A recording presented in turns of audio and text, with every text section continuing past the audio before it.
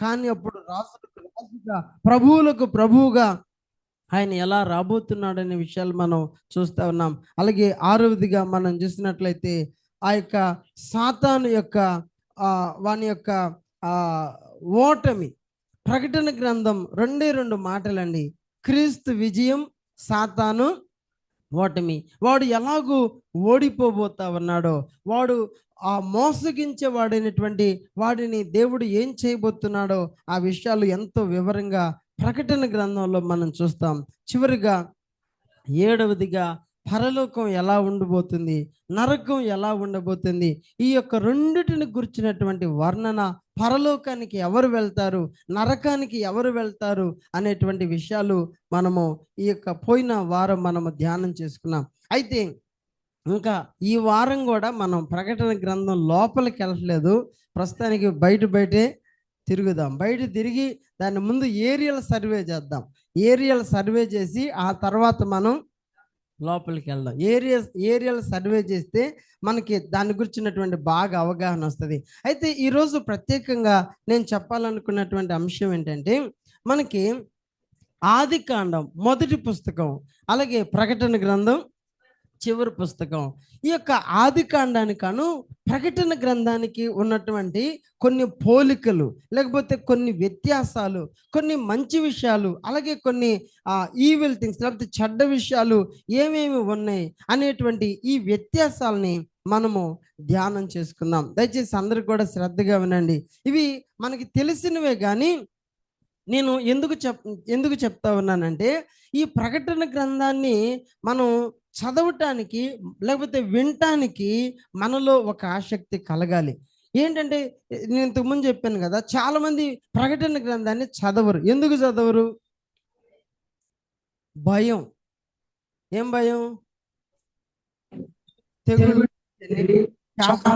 కొంతమంది మరణం అన్న మాట వినటానికే భయం, శ్రమ అనే మాట, దరిద్రత అనే మాట, తెగులు అనే మాట వినటానికే భయం.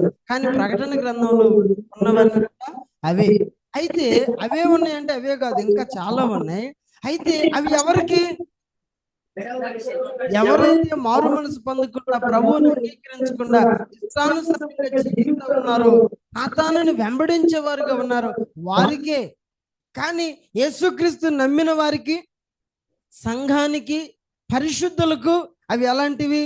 ఎంతో ధైర్యాన్ని, నిరీక్షణను ఇచ్చేటువంటి. ఒక మాటలో చెప్పాలంటే ప్రకటన గ్రంథము అది ఒక నిరీక్షణ గ్రంథం. ప్రకటన గ్రంథము అది ఒక ధైర్యాన్ని ఇచ్చేటువంటి గ్రంథం. ప్రకటన గ్రంథము అది మన భవిష్యత్తుని తెలియజేసే గ్రంథం. మరి అలాంటి పుస్తకాన్ని మనం చదవకపోతే ఎట్లా? అయితే ఆదికాండం మనం మొదటి 2 అధ్యాయాలు చదివినప్పుడు ఆహా ఓహో అని అనిపిస్తుంది. అబ్బా, ఏమి అద్భుతమైన సృష్టి అండి! నిజంగా దేవుడు ఆదాముని అట్లా డిజైన్ చేశాడండి, ఆదాము కోసం అవ్వని అట్లా డిజైన్ చేశాడండి, అసలు వాళ్ళిద్దరి యొక్క దాంపత్య జీవితం ఎంత అద్భుతంగా ఉందండి, ఆ ఏదైనా తోటలో ఎంత అద్భుతంగా వారు విహరిస్తూ ఉన్నారు, ఇలాంటి వాటిని మనం చూస్తూ ఉంటాం. కానీ ఏమైంది? 2 అధ్యాయాలే. 3వ అధ్యాయంలోకి వచ్చేసరికి సీన్ మారిపోయిందనమాట. పరిస్థితి మారిపోయింది. ఆ ఆనందం కొద్ది రోజులు కూడా లేదు అన్నట్లుగా మనం చూస్తూ ఉంటాం.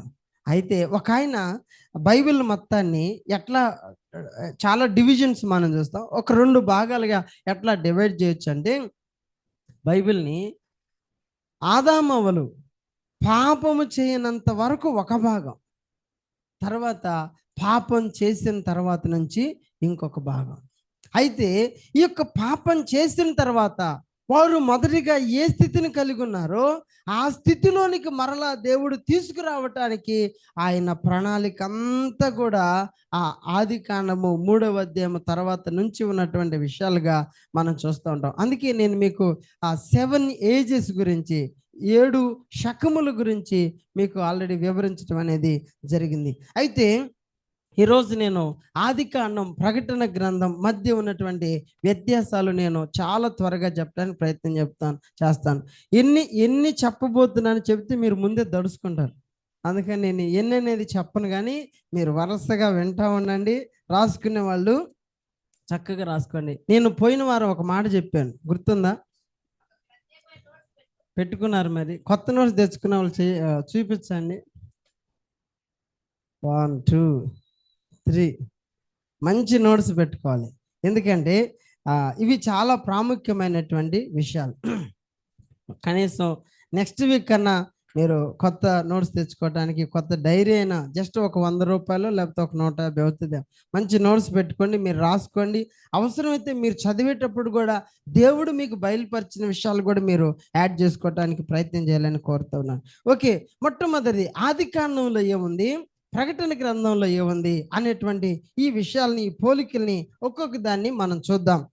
మీకు చక్కగా చార్లీ చక్కగా డిజైన్ చేసి బొమ్మలు అన్ని కూడా చక్కగా కనబడేటట్లుగా పెట్టాడు, మీకు అర్థం కావాలని. దయచేసి ఈ ప్రయాసను మీరు గమనించి వాక్యాన్ని అర్థం చేసుకుని ప్రకటన గ్రంథం చదవటానికి, వినటానికి, నేర్చుకోవటానికి ఒక ఆసక్తిని మీలో పెంచుకోవాలని కోరుతున్నాను. ఒక్కొక్క విషయాన్ని మనం చూద్దాం. మొట్టమొదటిగా సృష్టి. ఆదికాండంలో సృష్టి ఉంది, అలాగే ప్రకటన గ్రంథంలో కూడా సృష్టి ఉంది. ఆదికాండంలో 1వ అధ్యాయము 1వ వచనంలో దేవుడు ఆది యందు భూమి ఆకాశములను సృజించెను. అంతమట్టుకు అయిపోయిందా? కానీ భూమి అంటే నిరాకారంగా, శూన్యంగా ఉంది. అందుకని దేవుడు ఏం చేశాడు, ఈ భూమి మీద ఇంకా ఏమేం పెడితే బాగుంటుందో వాటన్నిటిని కూడా 6 రోజుల్లో సెట్ చేసి పెట్టాడు. మొదటి రోజు ఏం చేశాడు, వెలుగును చేశాడు. రెండవ రోజు విషయాలన్నీ కలుగు చేశాడు. అలాగే 3వ రోజు ఈ యొక్క భూమి మీద చెట్లు అవి వచ్చేటట్లు చేశాడు. 4వ రోజు సూర్య చంద్ర నక్షత్రాదులను చేశాడు. ఎందుకు? ఈ భూమికి వెలుగివ్వటానికి, పగలు వెలుగివ్వటానికి సూర్యుడిని, రాత్రి వెలుగివ్వటానికి చంద్రుని చేశాడు. తర్వాత మనము చూసినట్లయితే ఇంకా జంతువుల్ని, పక్షుల్ని చేశాడు. తర్వాత 6వదిగా మనం చూసినట్లయితే మనుష్యుని చేశాడు 6వ రోజున.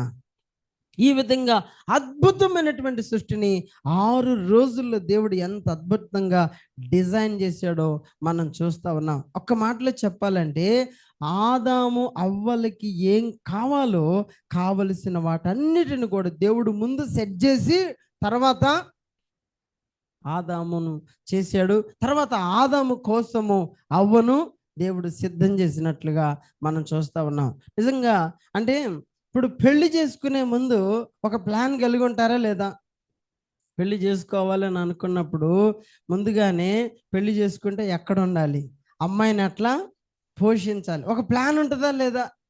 అలాగే పెళ్ళి అయింది, పిల్లల్ని కనాలని అనుకున్నప్పుడు కన్సీవ్ అవ్వగానే ఇక అక్కడి నుంచి అన్ని ప్లాన్స్. కానీ మన దేవుడు అండి అసలు మనల్ని చేయకముందే మనకు కావలసినటువంటి సమస్తాన్ని ఆయన సృష్టించాడు. అదంతా కూడానంట ఆయన చేతి పని అనే విషయాన్ని మనం ఇక్కడ చూస్తూ ఉంటున్నాం. ఈ యొక్క భూమిని, ఆకాశాన్ని, భూమి మీద ఉన్నటువంటి సమస్తాన్ని దేవుడు ఆదికాండంలో చేసినట్లుగా మనం చూస్తూ ఉన్నాం. అయితే ప్రకటన గ్రంథంలోకి వెళ్ళినట్లయితే ఈ మొదట ఉన్నటువంటి ఆ ఆకాశము, భూమి ఇవన్నీ కూడా గతించిపోతాయి. మీరు ఒకసారి ఎవరైనా చదవండి, ప్రకటన గ్రంథం 21:1.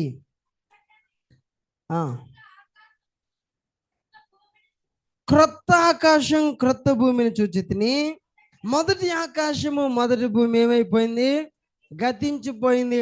సముద్రము కూడా అక్కడ లేదు. మొదటి ఆకాశము, మొదటి భూమి గతించిపోయినాయి. అయితే అక్కడ ఒక క్రొత్త భూమి, క్రొత్త ఆకాశాన్ని దేవుడు చేశాడు. దాంట్లోనంట మీరు కింది వచనాలు కానీ చూసినట్లయితే ఆ యొక్క భూమి మీద, ఆ ఆకాశం, ఆ భూమి మీద ఇక ఎలాంటివి కూడా, ఎలాంటి అపవిత్రమైనవి కానీ, అలాగే ఏ వేదన, దుఃఖము, మరణము కానీ అలాంటివి ఏవి కూడా ఉండవు అనేటువంటి విషయాన్ని మనము చూస్తూ ఉంటున్నాం. నిజంగా ఒక్కోసారి కొన్ని సీనరీలు మనం చూస్తే, అంటే పల్లెటూరు, నాకైతే అది బాగా ఇష్టం అండి. అలాంటి పిక్చర్ ఇంకా ఎక్కడైనా దొరుకుతుందా అని చూస్తూ ఉంటా. ఏంటంటే ఒక పల్లెటూరు ఉందనుకోండి, కాలువ ప్రవహిస్తూ ఉంటే ఆ కాలువ పక్కనే చెట్లు ఉండటం కానీ, అక్కడ పిల్లలు ఆడుకోవటం కానీ, ఆ పల్లెటూరు వాతావరణం, కొంతమంది ఆ పనులకి వెళ్తూ ఉంటాం కానీ, కార్ట్ ఉంటుంది కదా, ఆ బండి మీద ఎద్దుల బండి వెళ్ళటం కానీ, అసలు ఆ పిక్చర్ చూస్తూ ఉంటే ఎంత అందంగా ఉంటుందో, ఎంత అదొక అద్భుతమైనటువంటి సృష్టిలాగా ఉంటుంది. మామూలుగా ఈ టౌన్ వాతావరణం అంతా కూడా ఎంత టెక్నాలజీ వచ్చినా కానీ మనకంత అనిపించదు. మీరు ఎప్పుడైనా సరే చూడండి, మనమంట ఈ ప్రకృతి, దేవుడు చేసినటువంటి ఈ ప్రకృతికి వెళ్ళి దాన్ని మనం ఖచ్చితంగా ఆస్వాదించాలంట. ఎప్పుడు కూడా ఈ 4 గోడల మధ్య ఉండిపోయి బిల్డింగ్లు, ఈ బైకులు, లేకపోతే ఈ కార్లు, వీటిలో కాదు కానీ దేవుడు చేసిన సృష్టి, చెట్లు కానీ అక్కడికి వెళ్ళినప్పుడంట మన మైండ్ చాలా ప్లెజర్, చాలా ఆనందాన్ని పొందుతుంది.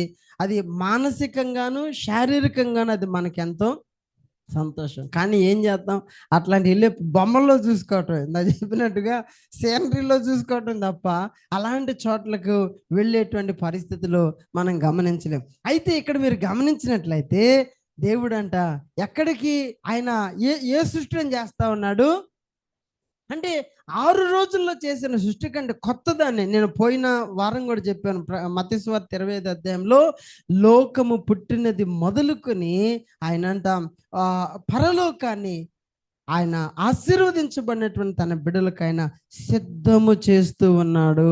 హల్లెలూయా. ఒకసారి రాజశేఖర్ గారు ఈ మాట చెప్పాడు, 6 రోజుల్లో చేసిన సృష్టి అంత అందంగా ఉంటే లోకం పుట్టినది మొదలుకొని నీ కొరకు నా కొరకు చేస్తున్నటువంటి ఆ సృష్టి ఇంకెంత అద్భుతంగా ఉంటుంది అనే మాట. అయితే ఈ మొదటిది, ఈ పాతదైనటువంటిది, ఈ మొదటి ఆకాశం మొదటి భూమి గతించిపోతుంది, సముద్రం కూడా ఇక ఉండదు, సముద్రంతో కూడా పని లేదు. ఆయన అంట కొత్త ఆకాశాన్ని, కొత్త భూమిని మన కొరకు చేయబోతున్నాడు అనే విషయాన్ని మనం చూస్తూ ఉంటున్నాం. ఇది మొదటిది సృష్టి. మనం ఏం చెప్పుకుంటున్నాం, అసలు సంగతి మర్చిపోమాకండి. ఆది కాండానికి ప్రకటన గ్రంథానికి ఉన్నటువంటి కొన్ని వ్యత్యాసాలని మనము చూస్తూ ఉంటున్నాం. How the revolution is so better.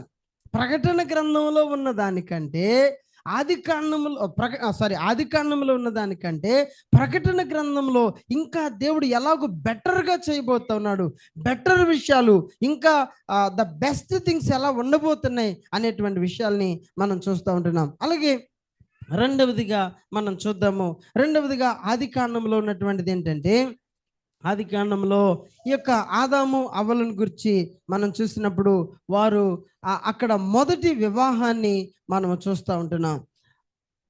మొదటి వివాహము, ద ఫస్ట్ మ్యారేజ్ ఎవరెవరికి? ఆదాముకి అవ్వకి. కుక్క నక్క పెళ్లి కాదు, అలాగే పురుషుడు పెళ్లి కాదు, లేకపోతే స్త్రీకి పెళ్లి కాదు. ఎవరికి పెళ్ళి? ఆదాముకి అవ్వకి. That is the first marriage. నిజంగా ఆదాము ఏమన్నా దేవుణ్ణి అడిగాడా, ప్రభా నేను ఒంటరిగా ఉండలేకపోతున్నానయ్యా, నాకు ఎవరో ఒకరిని చేయని అడిగాడా? అడగడా.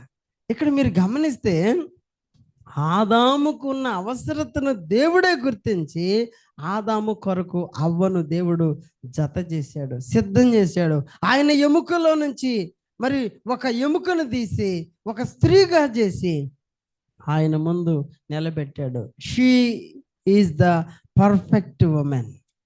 అప్పుడు ఆదాము అవ్వలు ఇద్దరు కూడా, he is the perfect man and she is the perfect women. రేపు వీలైతే దంపతుల సదస్సులో మనం ఈ టాపిక్ చెప్పడం జరుగుతుంది. దేవుడు స్త్రీ పురుషులను ఎందుకు వేరువేరుగా చేశాడు?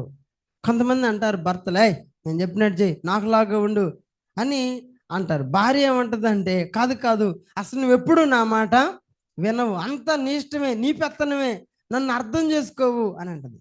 అయితే అక్కడ మనం కొన్ని వేరియేషన్స్ చూస్తాం. నిజంగా అండి, అంటే స్త్రీ ఎందుకు అట్లా మాట్లాడుతుంది, అలాగే భర్త ఎందుకు అలా మాట్లాడుతున్నాడు అనే విషయాలు మనకి కానీ అర్థమైతే మీరు అసలు ఎప్పుడూ గొడవ పడరు. నేను అంటే మా దాంపత్య జీవితంలో బ్యూలా నా విషయంలో అంతకుముందు నేను కొంచెం కోపపడతా, చిరాకు పడతా ఉండేవాడిని. ఎప్పుడైతే ఆ స్త్రీ యొక్క ఏమనాలంటే ఆ స్త్రీ యొక్క లక్షణాలు, ఆమెకుండే బలాలేంటి, బలహీనతలేంటి అవి నేను తెలుసుకున్నప్పుడు నేను కోపపడటం మానేశా.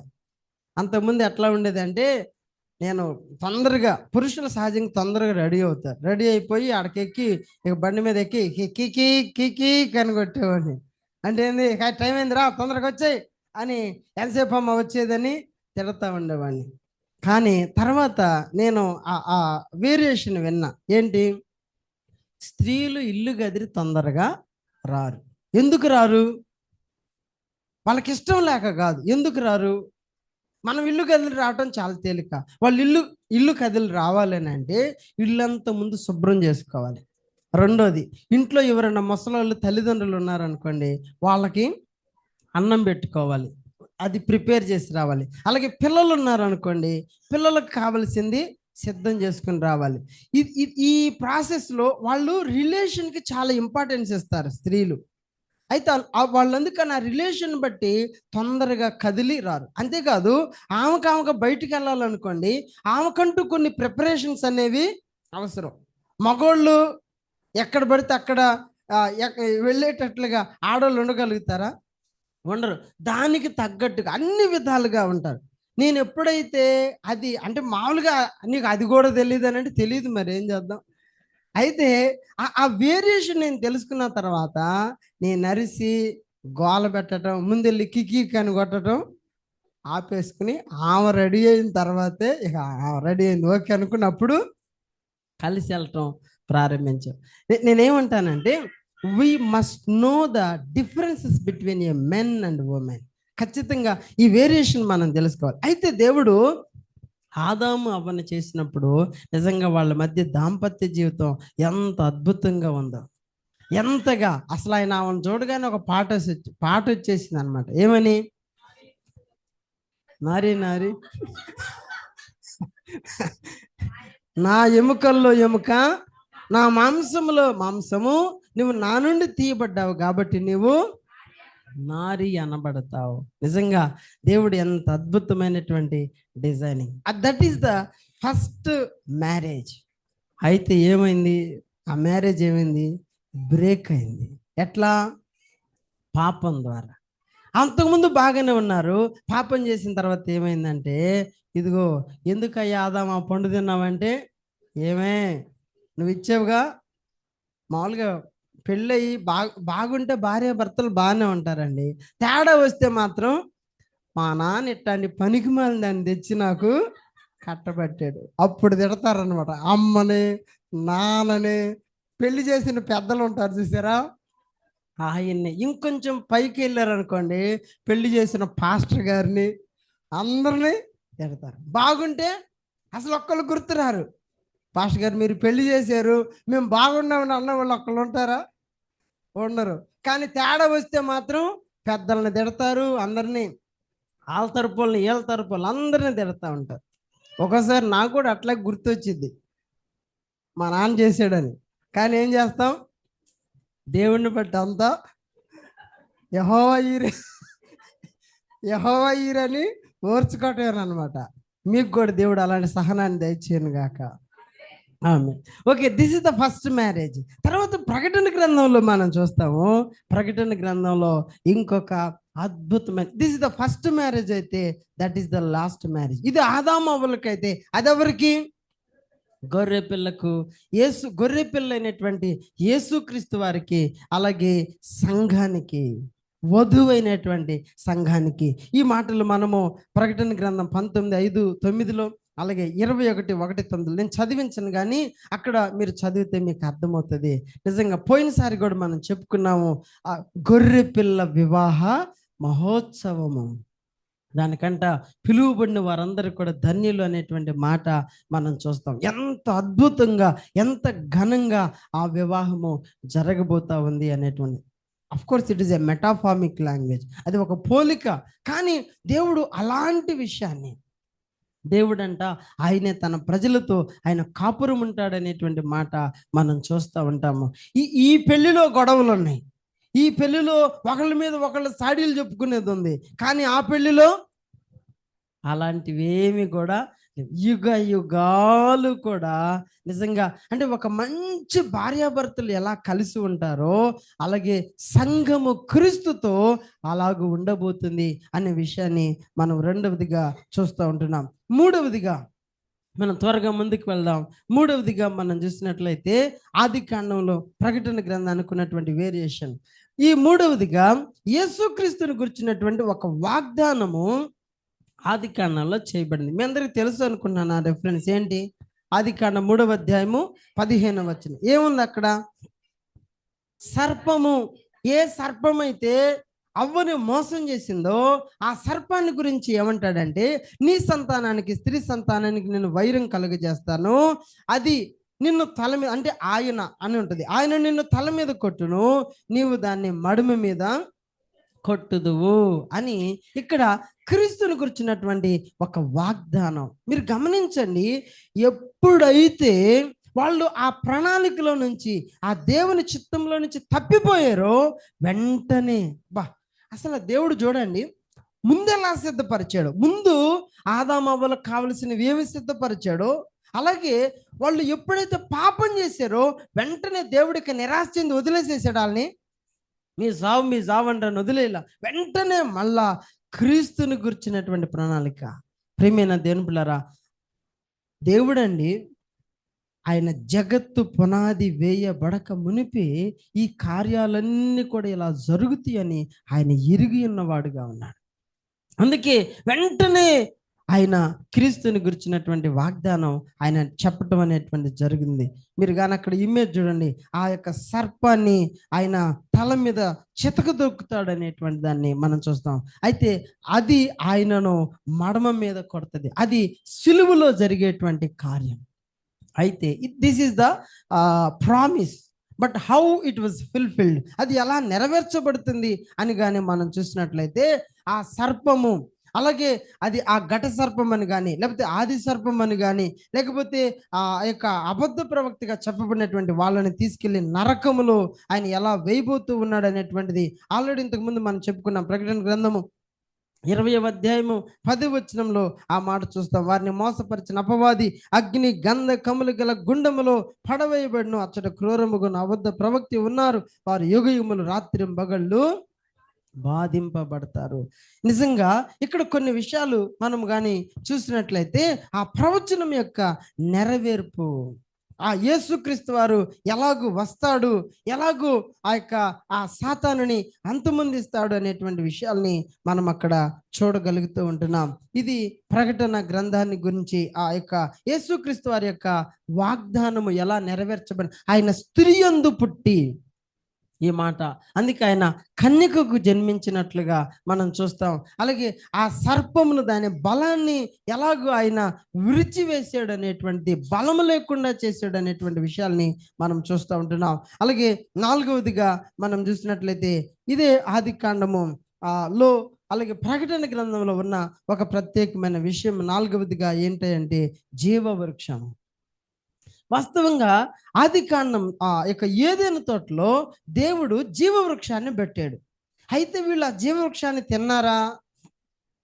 విచిత్రం ఏంటంటే తినవలసిన దాన్ని తినలా, తినవద్దు అన్నదాన్ని మాత్రం ఎగబడి తిన్నారు. తినవద్దు, తింటే చస్తారు అన్నదాన్ని మాత్రం తిన్నారు. ఏదైతే తింటే వాళ్ళకి జీవం కలుగుతుందో దాన్ని మాత్రం తినలా. అయితే ఇక్కడ ఈ యొక్క జీవవృక్షాన్ని గురించి మనం ఆదికాండం 3:22లో మనం చూస్తాము. ఈ జీవవృక్షము ఏం చేయబడిందయ్యా అంటే, ఆదికాండంలో వారు ఎప్పుడైతే తినలేదో, ఒకవేళ ఏదైనా తోటలో ఉంటే వారు తింటారేమోనని. మీరు గమనించండి, పాపం చేయకముందు తింటే అది మంచిదే, కానీ పాపం చేసిన తర్వాత తింటే ఏమవుతుంది? వారు అదే పాపములో నిలిచి పాపములోనే జీవించేవారుగా ఉంటారేమోనని దేవుడు ఏం చేశాడు? ఆ జీవవృక్షాన్ని అక్కడి నుంచి తీసేసాడు. తీసేయటం మంచిదంటారా చెడ్డదంటారా? మంచిదే, ఏది చేసినా మంచిదే. ఒక మాట చెప్పమంటారా? ఏదేను తోటల నుండి తన్ని తరమటం కూడా మంచిది. ఎందుకు తరిమేశాడు? అక్కడుంటే ఈ పండు తింటారని. ఇంకొకటి, అసలు రాకుండా కూడా అంటే ఏం చేశాడు? ఖడ్గజ్వాలను వచ్చారా సచ్చారే, తిని సచ్చారు సగం, ఇప్పుడు మళ్ళీ వచ్చి జీవవృక్షాన్ని తింటారేమోనని అసలు ఏదైనా తోటలో నుంచే వెళ్ళగొట్టాడు. మీరు కానీ గమనిస్తే ఈ జీవవృక్ష ఫలం అనేటువంటిది వారు భుజించాల, అందుకని అది ఏమైంది? తీసివేయబడింది. ఇది చాలా విచారకరమే, బాధాకరమే, కానీ ఒక సంతోషకరమైన వార్త ప్రకటన గ్రంథంలో మనం చూస్తాం. ప్రకటన గ్రంథంలోకి వద్దాం. 2వ అధ్యాయం కానీ మనం చూస్తే 2:7 ఉన్నటువంటి మాట, ఏదైతే జీవవృక్ష ఫలాన్ని మనం తినలేకపోయామో ఇప్పుడు అంటాడు, జయించేవాడు వాడు పరదేశంలో ఉన్న జీవ వృక్ష ఫలాన్ని భుజిస్తాడు. హల్లెలూయా. ఆ గొప్ప అవకాశాన్ని ఆయన మనకి ఇస్తాడు. అంతేకాదు, మీరు ప్రకటన గ్రంథం 22వ అధ్యాయాన్ని కూడా చూస్తే అక్కడ కూడా 2వ వచనంలో అక్కడంట జీవ నది ఉంది.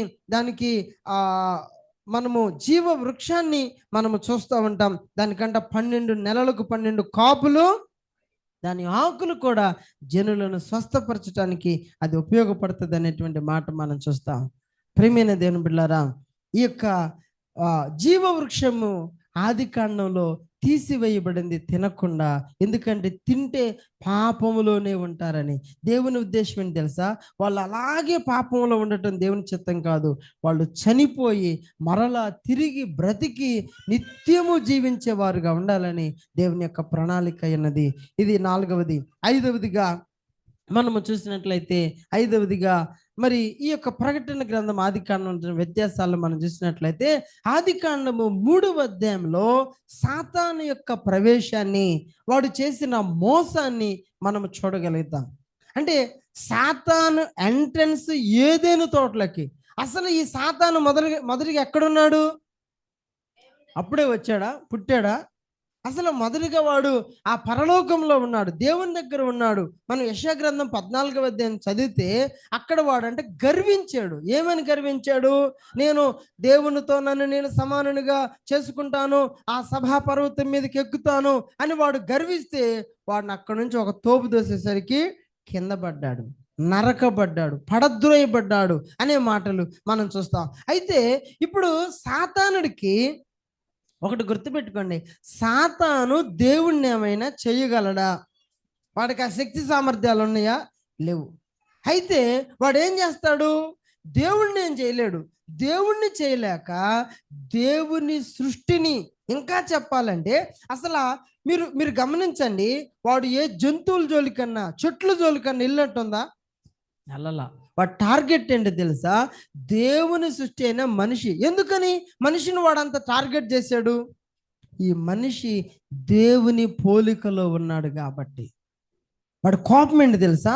నన్ను పడదోస్తావా, వీళ్ళని నీ రూపంలో నీ పోలిక చొప్పున చేస్తావా, చూడు వీళ్ళని ఏమి చేస్తానో అన్నట్టుగా వాడు ఏం చేశాడంటే, ఆ ఏదైనా తోటలో మొదటిగా ఆదాము దగ్గరకు కూడా రాలా. ఇక్కడ కూడా మనం కొంచెం ఆలోచించాలి. ఎందుకంటే సహజంగా పురుషులు ఎలా ఆలోచిస్తారంటే కొంచెం జ్ఞానయుక్తంగా ఆలోచిస్తారు, లాజికల్గా ఆలోచిస్తారు. అందుకని వాడు ఆదాం దగ్గరికి రాలా. వాడు ఒకవేళ ఆదాం దగ్గర పరసైతాను నా దగ్గరికి వచ్చి దాన్ని నన్ను తినమంటావేంటి, ఒక దెబ్బతో తేల్చేసేవాడు. కానీ ఆడవాళ్ళు ఎట్లా ఆలోచిస్తారు? లాజికల్గా ఆలోచించరు, ఎమోషనల్గా ఆలోచిస్తారనమాట. అదిగాక ఈ మాట అంటున్నందుకు ఏమనుకోవద్దు, ఆడవాళ్ళు ఒక్క మాటతో బానీరు, ముచ్చట్లు ఎక్కువ అన్నమాట. ఎందుకు, ఏమిటి, ఎప్పుడు, ఎలా. మగవాళ్ళు అయితే వద్దు తీసేసే అని ఒక్క దెబ్బతో తేల్చేస్తారు. ఈ వాడితో ముచ్చట పెట్టుకుని ఏం చేసింది? మొత్తానికి తినింది. అయితే వాడు సత్యం చెప్పి ఆ పండు తినిపించలా. ఏం చెప్పాడు? అబద్ధం చెప్పాడు, మోసం చేశాడు. అందుకే తర్వాత మీరు స్త్రీలని ప్రకటించొద్దు, ఉపదేశం చేయొద్దు అన్నది కూడా ఎందుకు అన్న మాట చెప్తాడంటే, అవ్వ ఆ రోజు మోసపోయింది కదా, అలాగే వీళ్ళు కూడా మోసపోయి ప్రమాదం ఉందని తిమోతి మొదటి పత్రిక 2వ అధ్యాయంలో చెప్తాడనమాట. అయితే బీ కేర్ఫుల్, చాలా జాగ్రత్తగా ఉండాలి. దేన్ని పడితే దాన్ని మనం నమ్మకూడదు. ఇక్కడ ఆ సాతాను ప్రవేశించి వారిని మోసం చేసి ఏం చేసిందంటే పాపంలో పడవేసింది. ఒకటేనండి, పాపానికి మూలం ఏంటి తెలుసా? పాపానికి మూలం ఏంటి? దురాశ. యాకోబు పత్రిక 1:14లో మనం చూస్తాము, ప్రతి వాడంట తన స్వకీయమైన దురాశల చేత ఈడ్వబడి మరులు కొల్పబడిన వాడై పాపము చేయును. గమనించండి, ఇక్కడ ఆ సాతాను ప్రవేశించి ఏం చేశాడంటే మోసం చేశాడు, పాపంలో పడవేశాడు. అయితే మనము తర్వాత కానీ గమనించినట్లయితే ప్రకటన గ్రంథంలో ఇక వాడు ఎలాగూ నేను ఇక్కడ కొన్ని మాటలు రాశాను చూడండి. వాడు ప్రకటన గ్రంథంలో మనం చూస్తే మొదటిగా ఆదికాండం 12వ అధ్యాయంలో వాడు పరలోకంలో నుంచి పడద్రోయబడ్డాడు. 20వ అధ్యాయము మొదటి వచనంలోకి వచ్చేసరికి వాడు బంధించబడ్డాడు 1000 సంవత్సరాలు. తర్వాత మూడవదిగా వచ్చేసరికి ఏకంగా వాడు అగ్నిగుండంలో పడద్రోయబడ్డాడు. వాడు చేసిన మోసానికి దేవుడు విధించినటువంటి శిక్ష. ఆది కాండంలో వాడి ప్రవేశం మనకి ఎట్లా కనబడుతుంది? ఒక మోసపూరితమైన వ్యక్తిగా వాడిని మనం చూస్తాం. కానీ ప్రకటన గ్రంథంలో వాడు చేసిన మోసాలకి తగిన శిక్ష ముందుగా పైనుంచి కిందకు పడేశాడు. తర్వాత వాడిని బంధించాడు. బంధించి 1000 సంవత్సరాల తర్వాత విడిచిపెట్టి చివరికి వాడు ఎంత మాత్రం కూడా పైకి రాకుండా వాడిని అగ్నిగుండంలో పడదోసినట్లుగా మనం చూస్తాం. అయితే ఆది కాండంలో ఉన్న సాతాను గురించి ప్రకటన గ్రంథం ఇప్పుడు చూడండి. ఆది కాండంలో అయ్యో అయ్యో వాడు మోసం చేసాడే అని అనిపిస్తుంది. కానీ మీరు ప్రకటన గ్రంథం చదివితే వాడు చేసిన మోసానికి తగిన శిక్ష అనుభవించాడు అని ఆదరణ నెమ్మది పొందుతాం. తర్వాత ఆరవదిగా మనం చూసినట్లయితే ఇందాక మనం చెప్పుకున్న దానికి సీక్వెన్స్గా వారి దురాశ వాళ్ళని ఎక్కడికి నడిపించింది? పాపములో పడిపోయేటట్లుగా చేసింది. ఎప్పుడైతే ఎందుకో తెలియదు కానీ అవ్వ తిన్నంత వరకు ఏం కాలేదండి. ఏమన్నైందా? ఆమె ఏమన్నా తినగానే దిగంబర్ అని తెలుసుకుందా?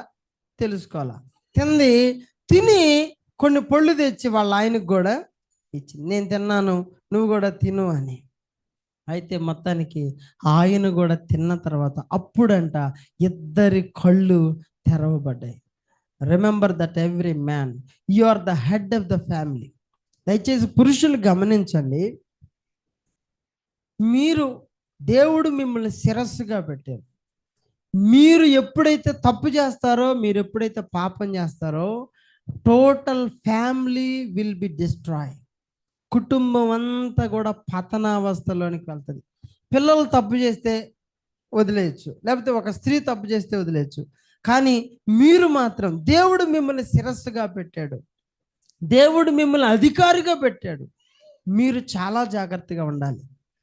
ఇప్పుడు ఇందాక నేను ఒక మాట చెప్పాను, వాళ్ళు ఎమోషనల్గా ఆలోచిస్తున్నారని మీరు కూడా ఎమోషనల్ అయిపోయారు అనుకోండి, ఏం ఉండదు, ఇక అంతకు ఊడ్చుకుపోవటమే. మీరు పురుషులు గుర్తుపెట్టుకోండి, లాజికల్గా ఎమోషనల్ అవసరమే. ఎమోషనల్ అండ్ లాజికల్ రెండు ముఖ్యం. రెండు అంటే అందుకే ఏంటంటే అట్లాగానే కఠినంగా ఉండాలని కాదు. ఆమె ఆలోచనలు కూడా మీరు తీసుకుని ఒక పక్క ఎమోషనల్ గాను, రెండవది లాజికల్ గాను మీరు ఆలోచించి నిర్ణయం తీసుకోవాలి తప్ప ఏ ఒక్కటి మంచిది కాదు. అదే మీరు చూడండి, అవ్వతో సాతాను మాట్లాడగానే వచ్చి ఆదాంతో చెప్తే ఎంత బాగుండేది. ఇద్దరు కలిసి తినాలా వద్దా అనే నిర్ణయం తీసుకుంటే అసలు ఇంకొకటి సరే ఆదాం తిందామా వద్దా అనే సంగతి పక్కన పెట్టండి. ఇంకొకటి ఏంటి తెలుసా, అసలు ఇద్దరు కలిసి దేవుడి దగ్గరికి వెళ్తే ఇంకెంత బాగుండేది. అలా చేశారా? ఆమె ఆయన్ని అడగల, ఆమె ఆల్రెడీ తినొచ్చేసింది. సరే కనీసం అట్లా కాకుండా ఇద్దరు వెళ్ళి దేవుణ్ణి అడిగినా కానీ ఎంత బాగుండేది. ప్రియమైన దేవుని బిడ్డలారా, అయితే ఇక్కడ మనము ఆ పాపము ఎలా ప్రవేశించింది అనేటువంటి దాన్ని మనం చూస్తాము.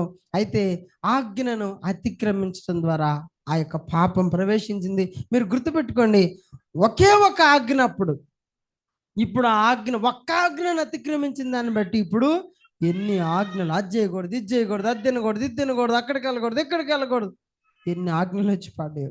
నేను ఇంతకుముందు చెప్పాను మీకు, ధర్మశాస్త్రంలో అంటే దేవుడు 613 ఆజ్ఞల్ని వారికి ఇచ్చాడు.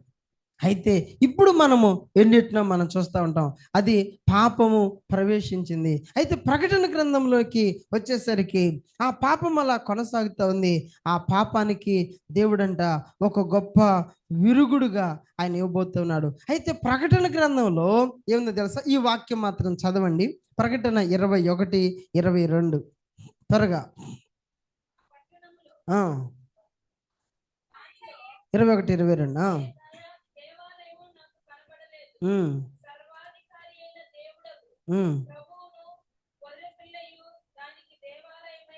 ఉమ్,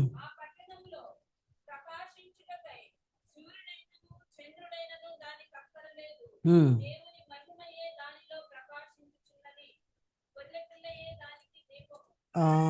27 చదవండి. వ్రాయబడిన వారే దానిలో ప్రవేశించరు కానీ, ఈ మాట చూడండి, నిషిద్ధమైనది ఏదైనాను, అసహ్యమైన దానిని, అబద్ధమైన దానిని జరిగించువాడైనను దానిలోనికి ప్రవేశింపడు. ఈ మాట, ఈ రిఫరెన్స్ కొంచెం అక్కడ రాంగ్ ఉన్నట్టుంది. 27 రాసుకోండి. ఇక్కడ ఏంటయ్యా, ఆది కాండంలో ఏముందో తెలుసా? దేవుడు ఆదామును కానీ అవ్వను కానీ ఎలా చేశాడంటే, గాడ్ గేవ్ ద ఫ్రీడమ్, ఒక స్వేచ్ఛ ఇచ్చాడు. ఏం చేయటానికి?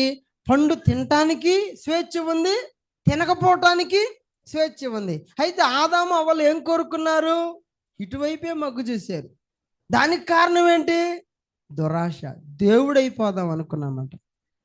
దయచేసి అందుకే ఎప్పుడైనా సరే మనిషి ఎక్కడయ్యా మోసపోయేదంటే, ఏదో అయిపోవాలని కోరుకుంటారు చూసారా, ఉన్నదాంతో తృప్తి చెందకుండా, అంటే రాంగ్ వేలో వెళ్ళిపోదామని కోరుకుంటారు చూసారా, అప్పుడే మనిషి దెబ్బతింటాడు. కొన్నిసార్లు భార్యాభర్తలు ఏంటంటే, భార్యకి తెలియకుండా భర్త అప్పు చేయటం, భర్తకు తెలియకుండా భార్య అప్పు చేయటం, లేకపోతే భార్యకి తెలియకుండా భర్తకు తెలియకుండా వేరే వేరే రిలేషన్స్ పెట్టుకుంటారు చూసారా, అప్పుడే కుటుంబాలు దెబ్బతినేది.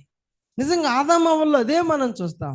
అయితే ఇప్పుడు మరి ఆ ప్రకటన గ్రంథంలో ఏముందయ్యా అనంటే, అక్కడంట పాపము చేసే అవకాశమే లేదు. ఆ మాట అంటాడు, అబద్ధమైన దానిని, అసహ్యమైన దాన్ని జరిగించేవాడెవ్వడు దానిలో. అట్ట చేసే వాళ్ళందరూ ఆడికెళ్తారు. ఆల్రెడీ వాళ్ళకు ఒక ప్లేసు నిర్ణయించబడింది. ఈ విషయాన్ని మనము గమనించాలి. ఆది కాండంలో పాపం ఎలా వచ్చిందో మనం చూస్తాం. అయితే అసలు పాపము చేసే అవకాశము లేని స్థలంలోనికి, అలాగే పాపము చేసే అవకాశం లేని వ్యక్తులుగా మనము ఆ యొక్క పరలోకంలో ఉంటామనే విషయాన్ని మనం ఇక్కడ గమనించాలి. తర్వాత 7వదిగా మనం చూసినట్లయితే శాపము, కర్స్ అనేటువంటిది. నిజంగా ఆది కాండంలో మనం చూస్తే వీరు చేసిన పాపాన్ని బట్టి ఏమొచ్చిందయ్యా? శాపం వచ్చింది. సర్పానికి ఏమి శాపం వచ్చింది చెప్పండి త్వరగా. నువ్వు మట్టి తింటావు, పొట్టతో పాకుతావు. తర్వాత అవ్వ, నువ్వు ప్రసవ వేదన పడి పిల్లల్ని కంటావు. మీరు చూడండి, అప్పటి నుంచి ఇప్పటిదాకా కనే విషయంలో ఖచ్చితంగా ప్రసవ వేదన పడాల్సిందే. నేనంటే ప్రసవ వేదన పడినండి, ఆపరేషన్ చేయించుకుంటానంటే అక్కడేం పెయిన్ లేదా, నొప్పి లేదా, బాధ లేదా? ఉంది. కొంతమంది డాక్టర్లు చెప్తుంటారు పెయిన్లెస్ బర్త్ అని. అదేంటంటే అదొక మాయ మాట అన్నమాట. పెయిన్ అనేది లేకుండా ఖచ్చితంగా ఉండదు. ఎందుకంటే దేవుడు అలా పెట్టాడు. అప్పటి నుంచి ఇప్పటి వరకు పిల్లల్ని ప్రసవ వేదన పడి కనాల్సిందే కానీ పెయిన్లెస్ బర్త్ అనేటువంటిది లేదు. ఇంకొకటి ఏంటి తెలుసా? ప్రపంచంలో కంటే అన్ని బాధల కంటే భయంకరమైన బాధ ఏదయ్యా అంటే ఏది? దాన్ని ఏమంటారు? లేబర్ పెయిన్, ప్రసవ వేదన. నొప్పులో దాన్ని మించిన నొప్పి, దాన్ని మించిన బాధ ఇంకొకటి లేదు. వాస్తవంగా దాన్ని ఏమంటారంటే, స్త్రీకి that is the second birth అంటారు. తిరిగి పునర్జన్మ అని అంటారు. ఒక బిడ్డని కంది అని అంటే అది రెండవ జన్మగా దాన్ని భావించాల్సిందే. అయితే ఇక్కడ మనము ఆ యొక్క శాపము స్త్రీకి ఇవ్వబడింది. మరి ఆదాముకి చెమటోడ్చి ఆహారం. అంతకుముందు ఏ కాయ పెడితే ఆ కాయ కోసి తినేవాడు. ఇప్పుడు అట్లా ఉందా?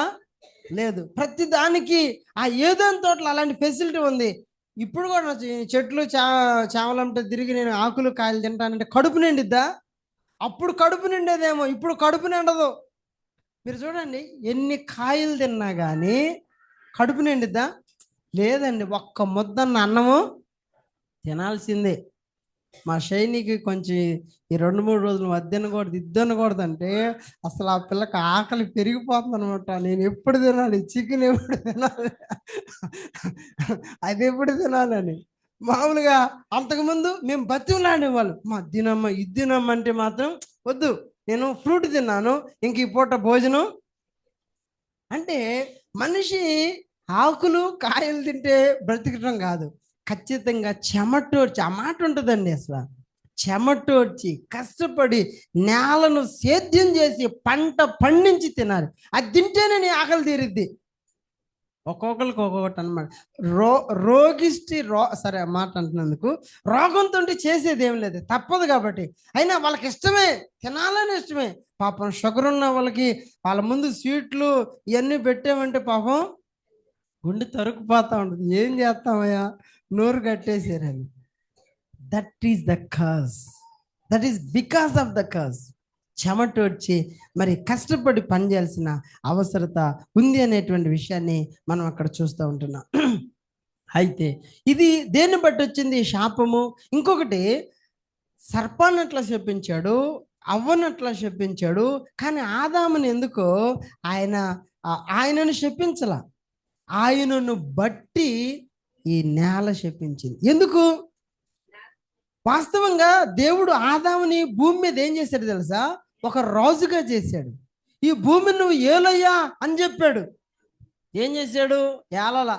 ఆ లావిడ ఏం చెబుతుంది విన్నాడు. ఇప్పుడు అంతా పోయింది. అందుకని నువ్వు నిన్ను చెప్పించట్లా, నిన్ను బట్టి ఈ నేలను చెప్పిస్తున్నాను. అప్పటి వరకు అంట ముళ్ళ చెట్లు, గచ్చ పొదలు, ఇప్పుడేమైంది? అన్నీ కూడా మొలిసేసరికి మీరు చూడండి, కలుపు మొక్కల్ని నాటకుండానే పెరుగుతాయి, ముళ్ళ చెట్లు నాటకుండానే పెరుగుతాయి, కానీ మంచి చెట్లు అలా పెరగవు. ఎందుకని? Because the land was, the earth was cursed. అయితే మనము ఈ శాపాన్ని చూస్తున్నాం కదా.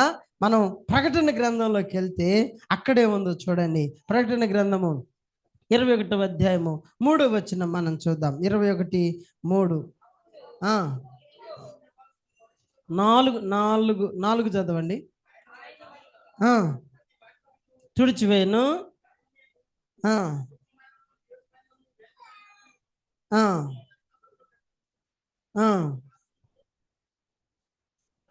చాలు. ఇక్కడ ఆయన వేదన పడ్డాడు, వేదన పడతావు, చెమటోడుస్తావు అనేది ఉంది కదా, ఆ స్త్రీ విషయంలో కానీ ఆదాం విషయంలో. ఇక్కడ ఆ వేదన, ఏడ్పు, దుఃఖము అనేటువంటిది ఉండదు. అలాగే 22వ అధ్యాయాన్ని కూడా మీరు చూస్తే అక్కడ ఇక ఈ మళ్ళీ నేలను దున్నటం, సేద్యం చేయటం అనేది ఉందా? అలాంటి దాన్ని మనం అక్కడ చూడం. ప్రియమైన దేవుని బిడ్డలారా, శాపము ఆది కాండంలో మనం చూస్తే ఆ శాపం అంతా కూడా, వేదన, దుఃఖం అంతా, ఏడ్పు అంతా కూడా తొలగిపోవటం మనం చూస్తాం. తర్వాత 8వదిగా మనం చూస్తే మరణం. పాపాన్ని బట్టి శాపం వచ్చింది, అలాగే పాపాన్ని బట్టి మరణము కూడా సంభవించింది. దేవుడు అక్కడ ఆదాముతో అన్నాడు, నువ్వు నేల నుండి తీయబడ్డావు, నువ్వు మన్ను గనుక తిరిగి మన్నైపోతావు అని ఆది కాండంలో దేవుడు చెప్పినటువంటి మాట మనం అక్కడ చూస్తాం.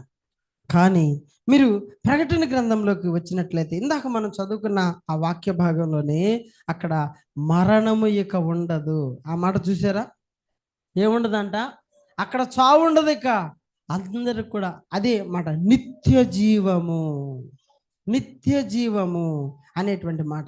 అక్కడ మృతులు పునరుద్ధానం చెందుతారు, చచ్చిపోయిన వాళ్ళు బ్రతుకుతారు, ఇంకా వాళ్ళంట యుగ యుగాలు జీవిస్తూ ఉంటారు. నేను ఇక్కడ మిమ్మల్ని జస్ట్ ఒక చిన్న ప్రశ్న అడుగుతాను, మీరు చెప్పండి.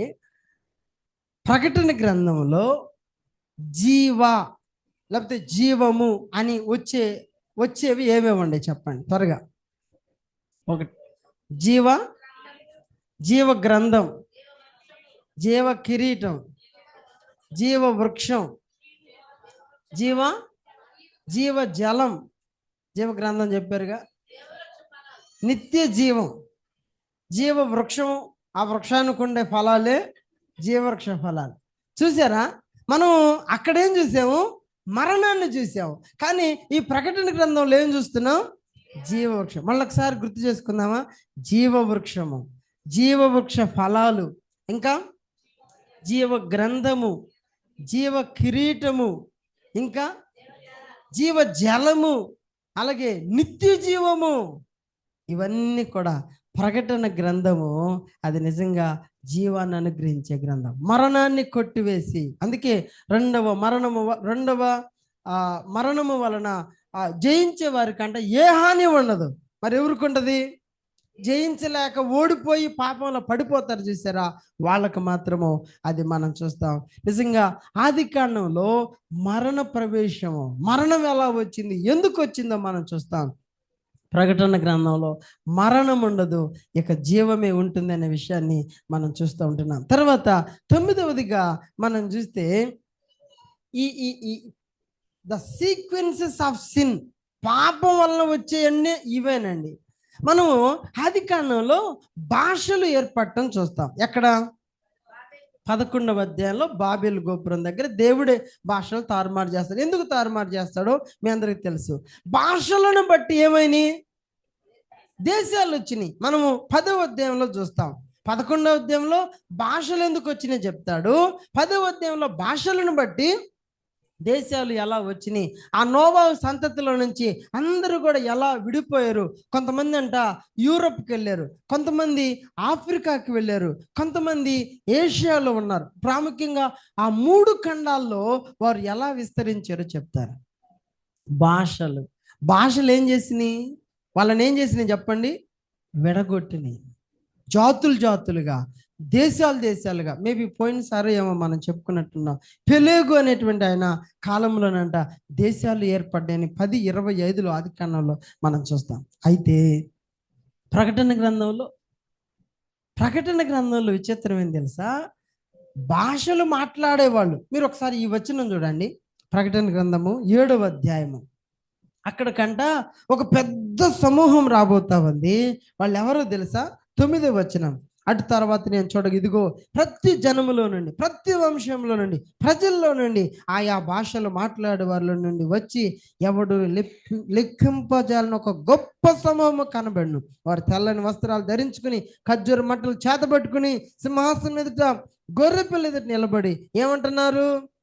సింహాసనాసీనుడైన మా దేవునికి, గొర్రె పిల్లకును మా రక్షణకై స్తోత్రమని మహాశబ్దముతో ఎలుగెత్తి చెప్పిరి. ఈ మాట అంటే ఆయా భాషలు మాట్లాడేవారు అని చాలా సందర్భాలు ఈ ప్రకటన గ్రంథంలో మనం చూస్తాం.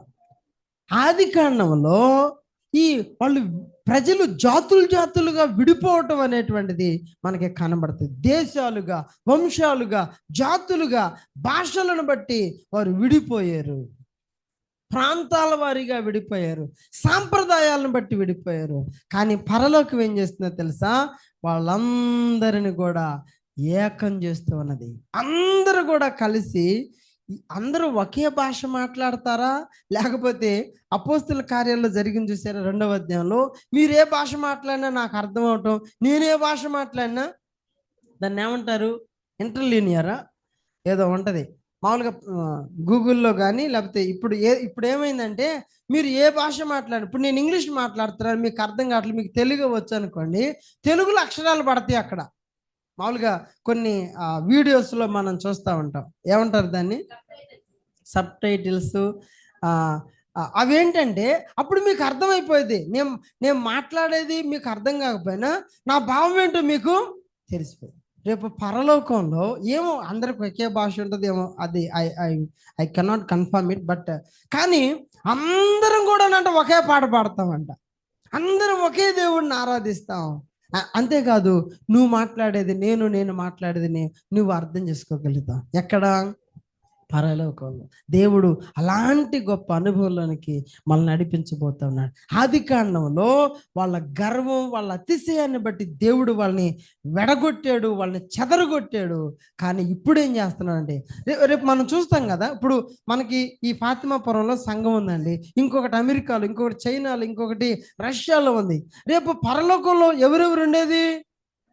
ఎవరైతే మారు మనసు పొంది నమ్మి బాప్తిస్వం పొంది ప్రభువుని అంగీకరించి ప్రభు కొరకు రోషంగా జీవిస్తారో వాళ్ళు ఎక్కడున్నా కానీ వాళ్ళందరూ కూడా అంటే ఏకమవుతారు.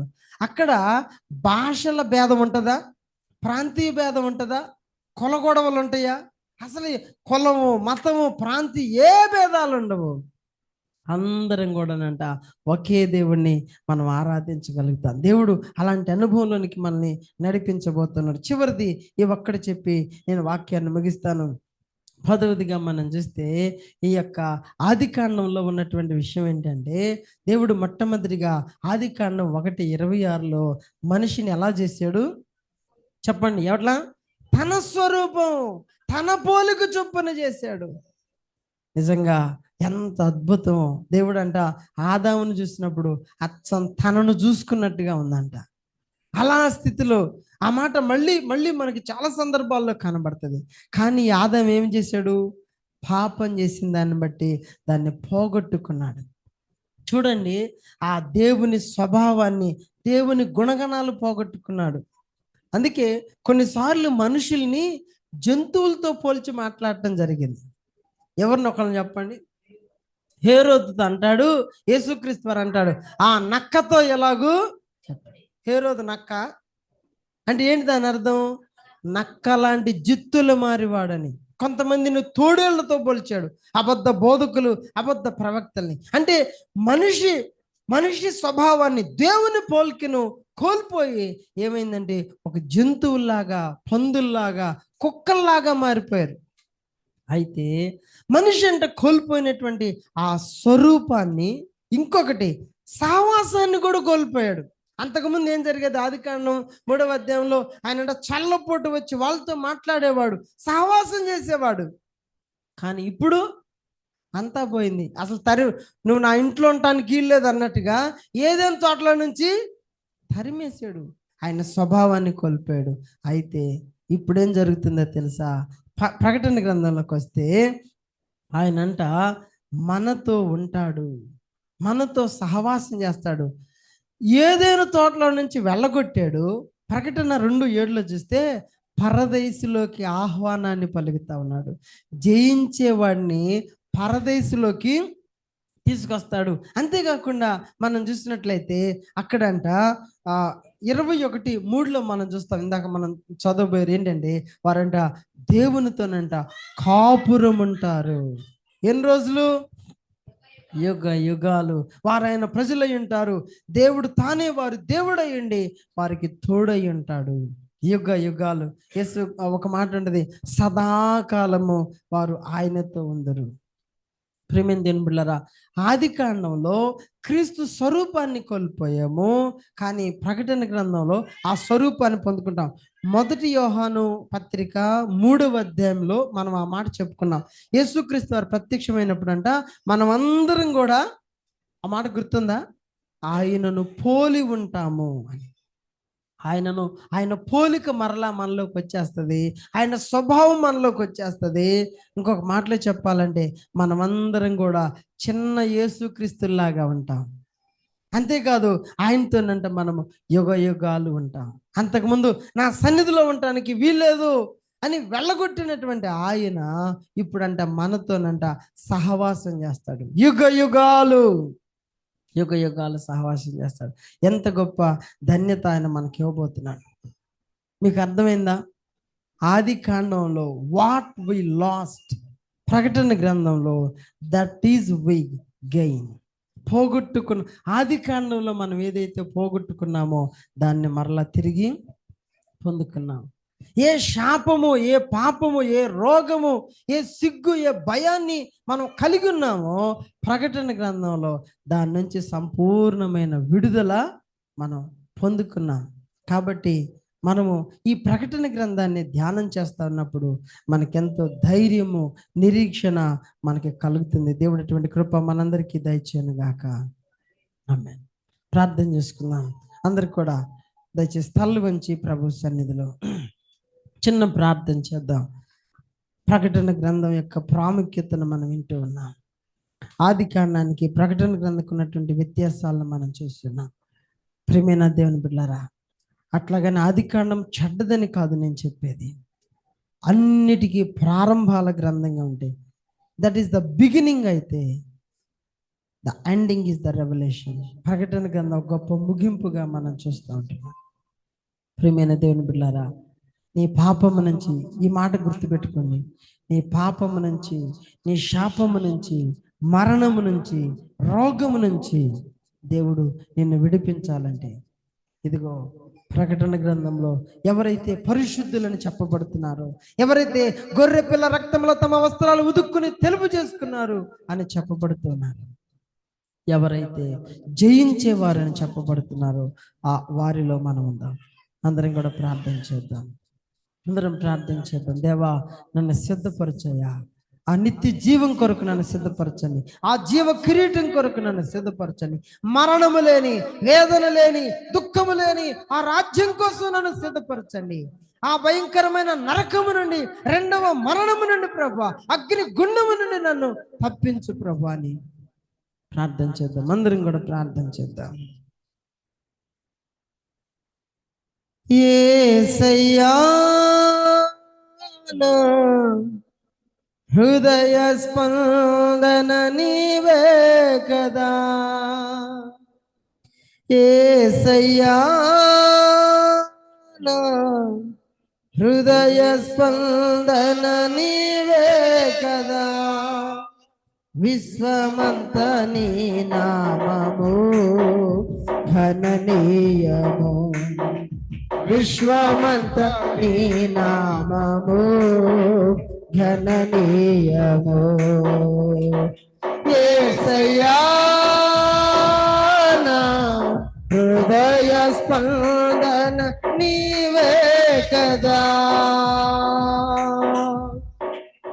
నీవు వరునిగా విచ్చేయు వేళ నా తలపుల పంట పండుని, నీవు వరునిగా విచ్చేయు వేళ నా తలపుల పంట పండుని, వధువునై నేను నిన్ను చేరగా,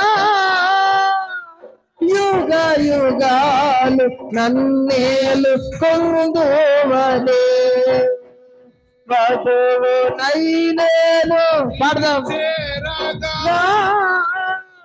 యుగ యుగాలు నన్నేలు కొందువలే, యుగ యుగాలు నన్నేలు కొందువని, యేసయ్యా, నా హృదయ స్పందన నీవే కదా, యేసయ్యా, నా హృదయ స్పందన నీవే కదా, విశ్వమంత నీ